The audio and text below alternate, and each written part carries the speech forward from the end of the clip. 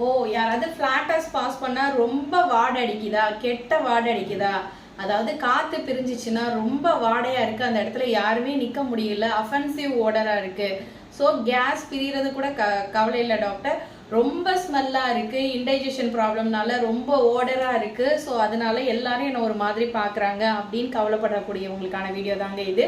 So இந்த மாதிரி நீங்க ஃபிளாட்டஸ் பாஸ் பண்ணாலே அங்க யாரும் நிக்க முடியாத அளவுக்கு ரொம்ப வாடையா இருக்கு அப்படின்னு சொன்னா நீங்க இந்த 3 மருந்துகளையும் ட்ரை பண்ணுங்க. உங்களுடைய அந்த அஃபென்சிவ் ஓடர், இன்டைஜஷன் ப்ராப்ளம்லாம் இது சரி பண்ணி கொடுக்கும்.